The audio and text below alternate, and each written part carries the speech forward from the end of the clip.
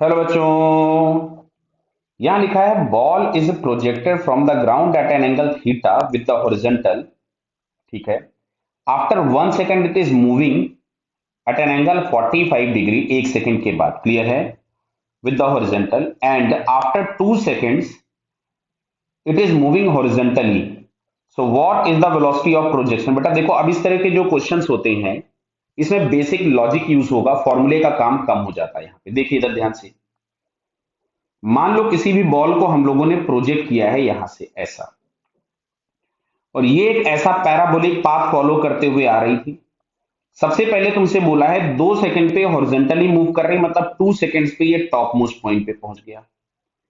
तो 2 सेकंड्स पे अगर टॉप मोस्ट पॉइंट पे पहुंच गया मतलब 2 सेकंड्स पे इसका वर्टिकल कंपोनेंट जीरो हो गया। तो अगर हम इनिशियल वर्टिकल कंपोनेंट यू लिखें, एक्सेलरेशन को -g लिखें, और t बराबर 2 सेकंड्स पर इसका वर्टिकल कंपोनेंट फाइनल जीरो हो गया, तो यहां से v बराबर u प्लस ए टी हम लोग लिख लेते हैं।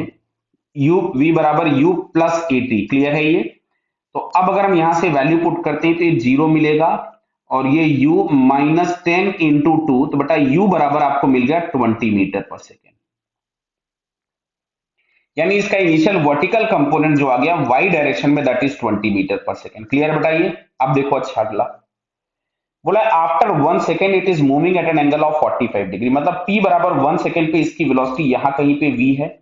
आराम से बेटा देखना, इसका एक हॉरिजॉन्टल कंपोनेंट होगा और एक वर्टिकल कंपोनेंट होगा। अब वेक्टर की बात आ गई। दो वेक्टर्स का रिजल्टेंट, अगर दो वेक्टर्स म्यूचुअली परपेंडिकुलर, रिजल्टेंट 45 पे है, मतलब ये एंगल अगर 45, तो दोनों वेक्टर्स के मैग्नीट्यूड सेम होंगे तभी ऐसा होगा। क्लियर? क्यों भाई? दो वेक्टर्स के मैग्नीट्यूड अगर सेम होते हैं तो रिजल्टेंट बाइसेक्टर पे होता है, और अगर ये एंगल 45 दिया गया है मतलब ये बाइसेक्टर पे है, मतलब दोनों के मैग्नीट्यूड सेम होंगे। तो वर्टिकल कंपोनेंट 1 सेकंड के बाद कितना हो जाएगा? तो v is equal to U plus A T. To क्यों लिख जा रहा है भाई बार बार? v बराबर u प्लस ए टी। तो यहां से v is equal to u हमारे पास 20 था, 10 × 1, तो इसका वर्टिकल कंपोनेंट हो गया 10 मीटर पर सेकेंड। मतलब यहां पे अभी इसकी वेलोसिटी है वर्टिकल 10 मीटर पर सेकेंड, तो इस horizontal component should be 10 metre per second. अब बात आती है इनिशियल की।